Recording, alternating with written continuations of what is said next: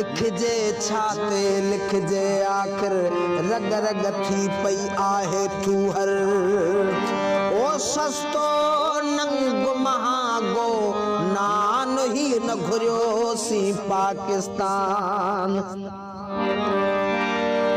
अज ताईं आहे फरियादी अज भी गरीब सां साॻी तादी अज भी उहो ई छपर कखाऊं छिनल खटोलो पुराणी नादी अगे गुलामी धारन जी हुई अज त गुलामी घर जो भाती वतन थियो आज़ाद बि कहिड़ो पाणी मानीअ ते अझेड़ो अंग उघाड़ा पेरन कुकरा गिरह गनीमत गरीब ले हिकड़ो ओ कन त लगायो चंद्र चकर आ असांजी लेकिन अञा बि घुरवा ओ रोटी कपड़ा और मकान ही न घुरियो सी पाकिस्तान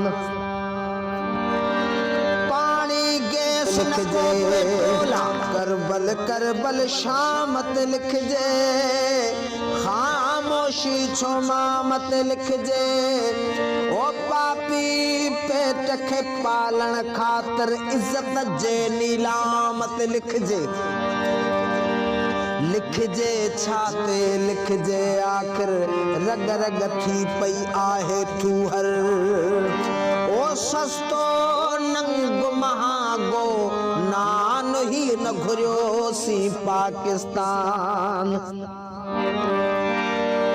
अज ताईं बिस्मिल्लाहिर्रहमानिर्रहीम बाफ़िदा तव्हांजी महिरबानी इलाही वक़्त खां इन्हनि जो मसइलो जेके ॻोठाणा मूंखे 5-7 दफ़ा इन्हनि चयो विज़िट बि कयासीं ॿ टे अॻु में विज़िट कयासीं पर मिठो पाणी असांखे कोन पियो मिलियो अल्हम्दुलिल्लाह अॼु विज़िट कंदे कंदे आहियूं हिते जेके 2 हैंडपंप लॻा पिया आहिनि इहे 3 ॻोठ आहिनि बादल गुपचाणी सेवो गुपचाणी मोहम्मद रहीम गुपचाणी ही तक़रीबन तमामु वॾी आबादी आहे हींअर बि गॾा गाॾियुनि ते ही पाणी जेको आहे किथां किथां परे परे खां भरे था अचनि हीअ त अञा सुबुह जो टाइम आहे शाम जो थी चवनि था त अञा वॾी रश हूंदी आहे माऊं भेणूं नियाणियूं वीचारियूं जीअं तव्हां ॻाल्हि कई नंढड़ा ॿारड़ा जेके स्कूल वञनि उहे बि हिते लाइन में लॻंदा आहिनि त पाणी भरे वञनि ऐं पाणी जेको आहे नलका हिननि जे घरनि खां तक़रीबन 2000 खां 3000 फीट परे आहे हाणे इहे मथनि ते कंहिं वटि गॾा गाॾी आहे कंहिं वटि मोटरसाइकिल आहे कंहिं वटि हथ वारो रेड़ो तव्हां ॾेखारियो ऐं उन में खणी था वञनि पर कंहिं वटि इहो बि कोन हूंदो गॾा गाॾी बि कोन्हे त वीचारियूं माऊं भेणूं नियाणियूं जेके आहिनि उहे मथे ते रखी तव्हां परे खां पाणी खणी थी वञनि पाणी जो वॾो इशू आहे जीअं 2 टे ॿिया बि ॻोठ हुआ जंहिंमें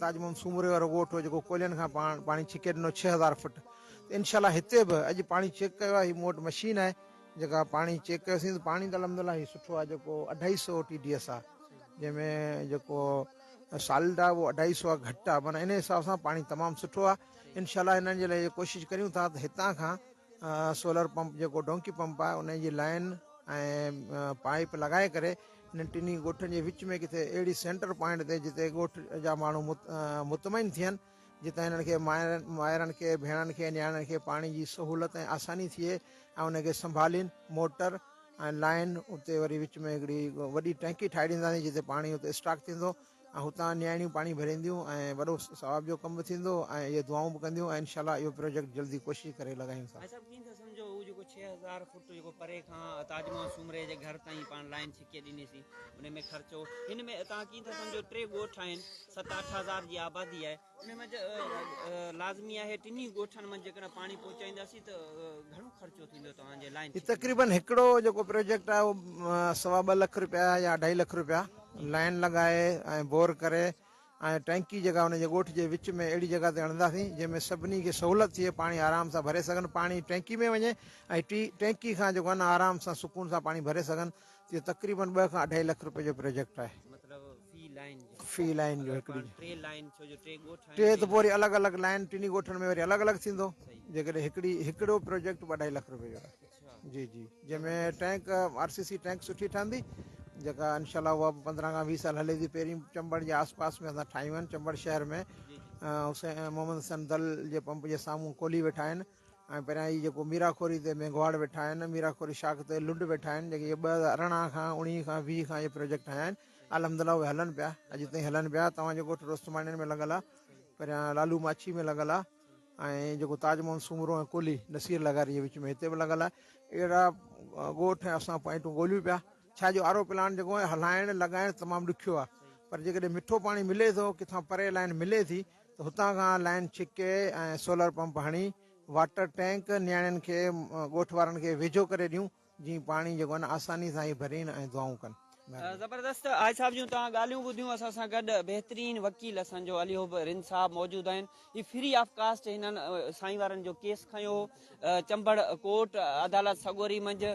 ही को शौक़ मां कोन आया, ही मजबूरी मंझां हर 6 महीने ऐं तव्हांखे हिते ॿुधायां त असां उहे बदकिस्मत जेके माण्हू आहियूं। असांजे हर 6 महीने हिन ॻोठ मंझां को न को नौजवान हुजे, न्याणी हुजे या को वॾो हुजे, उनजो लाश खणूं था असां। हिन जो रीज़न छा आहे? इहो पाणी जे करे ज़हर खारो पाणी पीअण करे हेपाटाइटिस B, C, D चमड़ी जे मूज़ी मर्ज़नि मंझि पेट में पाणी हुजण करे को न को माण्हू पंहिंजो तड़पी उते फौत थो थी। हर 6 महीने असां हिन ॻोठनि मंझां पंहिंजे कंहिं प्यारे जो लाश था खणूं, बेमौत असां ईअं मारिया वञूं था।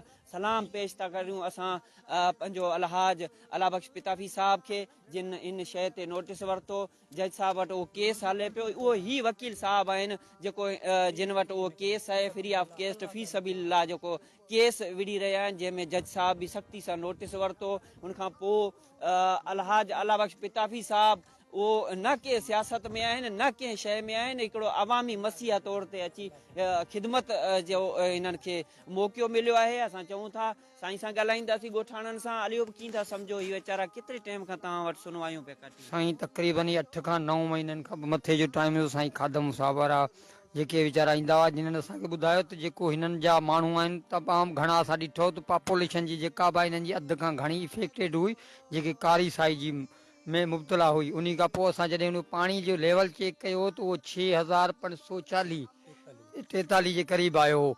त जंहिं ते पोइ जज साहब जेको आहिनि AC साहब ॿिनि ते भरम थिया चई लाइफ एंड लिबर्टी जेको आहे सिक्योरिटी ऑफ पर्सन उहो उन्हनि जो राइट आहे हिननि जो, ऐं पाणी मुयसरु करणु तइलीम इहो तव्हांजो हिननि जो बुनियादी हक़ आहे। ऐं इहो जेको आहे तव्हां हिननि खे उहो नथा। पोइ उन बाद जेको आहे साईं वारनि शायदि पोइ पोलियो जा कतरनि खां बाइकाट कयो, जंहिं बाद AC साहब वरी कोर्ट में आया हुआ। असांखे चयूं त तव्हां हिननि खे चयो त ॿारनि खे जेके आहिनि पोलियो जा कतरा कोन पिया पियारीनि उहे पियारीनि। पोइ पियारियोसीं हिननि असांखे जेको असां मूं चयो त बाबा तव्हां पाण जेको आहे पोलियो जा कतरा त ॿारनि खे पियारियो, उन मूज़ी मर्ज़ खां त बचायो, हाणे उहो वधे पियो।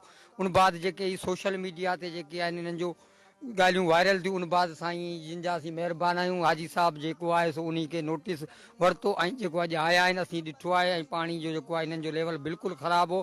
पोइ हीउ जेको आहे असांखे मिठो पाणी जो जेको आहे हिते थोरो घणो जर मिली आहे। हाणे हीअ जेका आहे मुंहिंजे ख़्याल में शायदि 4 खां 5 हज़ार फुट जी परे आहे, लाइन थी वेंदी हली। तो साईं जिन जेको आहे ही उन्हनि जी महिरबानी फ्री ऑफ कॉस्ट जेको आहे साईं जिन खे लॻाए पिया ॾिनी आहे महिरबानी।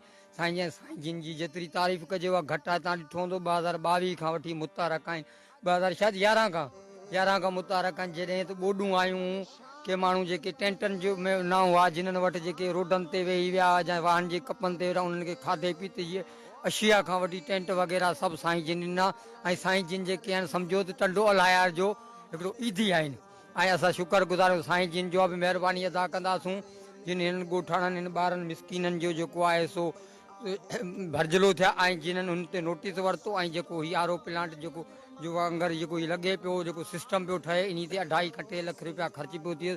साईं जिन जी वॾी महिरबानी। हीउ पाण जेको आहे डोनेट कनि पिया हिननि खे, ऐं इनशाला उमेदु आहे त मुस्तक़बिल में जेको आहे सो हिननि जो सभु मसइला हल थींदा। ऐं शुक्रिया अदा कंदा साईं जिन जो। नाज़ी तव्हां ॻाल्हियूं ॿुधियूं। हीअ करणु त उन्हनि खे खपे हा जिन अची वोट वरिता। तक़रीबन 40 साल खां इहे भाषण, इहे सुनवायूं, इहे दर्द ऐं तकलीफ़ूं असांखे मिलनि पियूं। त साईं अलाबख्श पिताफ़ी साहब को सियासी नुमाइंदो न आहिनि, हीअ हिकिड़ो अवामी मसीहा तौर ते हिते तालके चंबड़ मंझि काफ़ी अहिड़ा कमु कराया आहिनि। असां उहे चूंडियल तक जे उन्हनि उन बेसहारा लावारिस उन आवाम सां गॾु आहियूं जेके असां सां गॾु मौजूदु आहिनि। हीअ नियाणियूं आहिनि, तव्हां ॾिसंदा अदाई न वेझे करे थोरो हीअ ॾिसो, हीअ पेर में जुती कोन्हे जिन जे, ऐं उहे पाणी जी तलाश मंझि घरां निकिरनि था। सुबुह जो निकिरनि था, शाम जो पोइ उहे मरीज़, उहे बीमारी जी हालति मंझि उहे अची घर पाणी जो लपड़ो आणीनि था, पोइ पाणी जो ढुकड़ो पीअनि था। साईं कीअं था सम्झो तव्हां, छा था चओ हिन ते आज साहब पहुता आहिनि? हा साईं, हाजी जा असीं तमामु वॾा असां ते अहसान आहिनि, महिरबानियूं थोरा हिन जा। असां कोटण ताईं वियासीं, हर्षासी जेके आहिनि पंहिंजा उन्हनि वटि वियासीं, लेकिन असांखे रुॻी हा जी बुख कोन्हे, बाक़ी असांजो कमु अमल को कोन थियो आहे जिते। ऐं हीअ मुंहिंजी पंहिंजी रिपोर्ट आहे, हाजी साहिब वटि पई आहे, ही कारी साई जे लिहाज़ सां भले तव्हां ॾिसी सघो था, पढ़ी सघो था, ऐं मीडिया भले कवर करे हिनखे। ऐं जेको सो हा कारी साई आहे, ही मुंहिंजी पंहिंजी आहे। खादम खे हेपेटाइटिस सी आहे, हाणे हिसाब लॻायो इहो सी वरी डी में तब्दील थींदो, डी वारो पोइ वरी पेट में पाणी थींदो, पेट में पाणी सबबु पोइ उहो माण्हू इन जे लाइ चवां थो हर 6 महीने हिननि ॻोठनि मंझां को न को कंहिंजो प्यारो हितां दम परवास थो करे। हिन जो रीज़न छा आहे? इहो खारो पाणी ज़हर पीअण सबबु केतिरियूं क़ीमती जानियूं, केतिरा ई गभरू जवान, केतिरियूं न्याणियूं असांजूं ईअं बेमौत मारिया विया आहिनि। उहे ॻोठाणा उहे मज़लूम आहिनि। आज साहब आया आहिनि, तव्हांखे पाणी लाइन बि छिके ॾींदा 5000 फुट परे खां। हा साईं, इहा हाजी जा वॾा असां थींदा, असां ते महिरबानी थींदी। पाणी इंसान जी ज़िंदगी आहे साईं, पाणी असांखे मिलंदो, असांजा बच्चा अचण वारा जेके नस्लूं आहिनि उहे मन बची पवनि। असांजी ज़िंदगी त अची पूरी ठही आहे, लेकिन ही जेके मुस्तक़बिल आहे असांजो इहो बची पवे, ऐं इहो असां ते वॾो हाजी जो अहसान थींदो, थोरो थींदो, महिरबानी थींदी। ऐं चवंदा आहिनि हिकु इंसान जी ज़िंदगी बचाइण सां ईअं सम्झो त पूरे आलम इंसान खे बचाए छॾियो आहे। हाजी जेको इहो कदम खयो आहे ऐं जेको कमु करे पियो, इहो वॾो हुनजो अहसान आहे, ताकी असांजी मुस्तक़बिल बची पवंदो बचण जो। दोस्तो ही उहे ॻोठाणा आहिनि जिन खे तव्हां ॾिसंदा, ही सभिनी वटि रिपोर्टूं आहिनि। नंढड़ा ॿारड़ा तव्हां ॾिसंदा, जेको जनमु वठे थो न माउ जे पेटां, उहो बि कंहिं न कंहिं मर्ज़ मंझि मुब्तला थी हिन हिन हिन जहान मंझि, हिन कूड़ी दुनिया मंझि अचे थो या अचे थी। ऐं उहो जेसीं ताईं वॾो नथो थिए तेसीं आख़िरी पसाह ताईं उहो डॉक्टरनि वटि कोर्सूं कराए, टेस्टूं कराए, इलाज कराईंदो रहंदो आहे। ही उहे बदनसीब ॻोठाणा आहिनि जेके 3 ॻोठ आहिनि, सेवो कुपचाणी, बादल कुपचाणी ऐं मोहम्मद रहीम कुपचाणी। 800 घरनि ते ॿधल जेको ॻोठ आहे, उन मंझि तक जा चूंडियल नुमाइंदा जॾहिं बि ईंदा, उहे अची सिर्फ़ु हिननि खे भाषण ॿुधाए, हिननि खां कूड़ा दिलासा ॾटा ॾेई हिननि खां वोट वठी हलिया था वञनि। पोइ 5 साल पोयां उहे हींअर तव्हां रोड सां, जंहिं रोड सां असीं आयासीं, हाजी साहिब सां गॾु हुयो, रोड जी जेका कंडीशन आहे, हक़ीक़त पुछो असांखे रोअण अची वियो। वरी जॾहिं हिते आयासीं, हिननि न्याणियुनि जी हालति ॾिठीसीं, हिते असांखे ॾाढो ॾुख थियो आहे, ॾाढो सदमो चवां थो। उन्हनि इन चूंडियल नुमाइंदनि खे हिननि जूं बददुआऊं लॻंदियूं, ऐं इहे ई झोलियूं खणी हिननि खे बददुआऊं ॾींदा। ऐं हिननि खे बि हिकिड़ी शइ हिते वाज़े कंदो हलां, तव्हांखे पाणी त मिले थो, पर ख़ुदा जे वास्ते तव्हां वोट उन्हनि खे ॾियो, वोट उन्हनि खे ॾियो जेके हक़दार आहिनि, जेके तव्हांजे जानियुनि जो हिफ़ाज़त अलाह साईं आहे, हयाती बचाइण वारो त ख़ुदा आहे, पर तव्हां खां जेको वोट वठनि था उन्हनि जी वॾी ज़िम्मेवारी हूंदी आहे। न एसी ज़िम्मेवार, ऐं चवां थो न एसी, छो जो हू आयल हिकिड़ा ऑफिसर आहिनि, हू रखियल हिकिड़ा ऑफिसर आहिनि, DC आहे या AC आहे, उहो इन्हनि जा रखियल आहिनि, इन्हनि बोतारनि जा रखियल आहिनि, इन्हनि चूंडियल नुमाइंदनि जा रखियल आहिनि। असल ज़िम्मेवार तव्हांजे तक जो चूंडियल नुमाइंदो आहे, जेको तव्हां खां वोट थो वठे। तव्हांजे सिहत खां वठी, तव्हांजे तालीम खां वठी, तव्हांजे मुस्तक़बिल जे अच वञ जे जेके रोडनि रस्तनि खां वठी, पीअण जे पाणी खां वठी, हिन सभिनी जो ज़िम्मेवार तव्हांजो ख़ुदा आहे मथे। ऐं हेठि उहे चूंडियल नुमाइंदा, इहे ज़मीनी जेके पंहिंजे पाण खे फ़रिश्ता सॾाइनि था, उहे चूंडियल नुमाइंदा आहिनि जेके तव्हां खां वोट वठी हलिया था वञनि,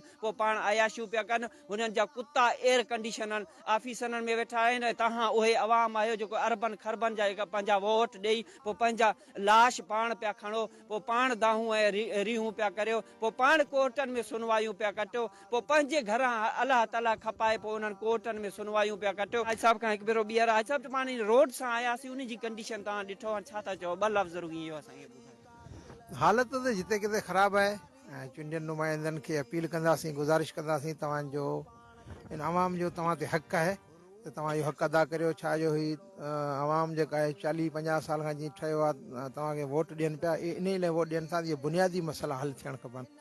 तव्हांखे असां मौज़बाना गुज़ारिश अपील कंदासीं, तव्हां इन ग़रीब मिसकिन मारवाड़नि खे ॾिसो, हीअ वोट तव्हांखे ॾियनि था, त तव्हां इन्हनि जो तव्हां ते हक़ु आहे त इन्हनि खे जेके बुनियादी ॿियो हिननि खे नौकरियूं ॿियो कुझु कोन मिलंदियूं, न को ॾियो, भले हिननि खे बुनियादी सहूलियत, डिस्प्रिन जी, पेनाडाल जी गोरी, ऐं तव्हां साफ़ पाणी, ऐं ॿारनि जे लाइ स्कूल जी तइलीम, इहा त हिकिड़ो अहम बुनियादी हिननि जो हक़ु आहे जेको हिननि खे ॾियणु खपे। तइलीम, सिहत ऐं पाणी, ॿियो कुझु न ॾियो, हिननि खे नौकिरी कान थी खपे, हिननि खे ॿी का बि शइ, रुॻो बुनियादी जेके हक़ आहिनि तव्हां इहे ॾींदा, इनशाला ही तव्हांखे वरी वोट बि ॾींदा, ऐं तव्हांखे दुआऊं बि कंदा, तव्हांजे बचनि खे दुआऊं कंदा। त गुज़ारिश कंदुसि, अपील कंदुसि, इन्हनि जा जेके बुनियादी हक़ आहिनि उहे लाज़मी तव्हां ॾियो त तव्हांखे इहे दुआऊं कंदा महिरबानी। तव्हां ॾिसंदा ही ॻोठाणा आहिनि, ही के रावत लेगारी था वञनि त के पंहिंजो चंबड़ था वञनि त के बशीराबाद मंझां पाणी भरे था अचनि, परे परे खां पाणी भरे था अचनि। इहा कंडीशन, इहा सूरत हाल आहे चंबड़ जे अवाम जी।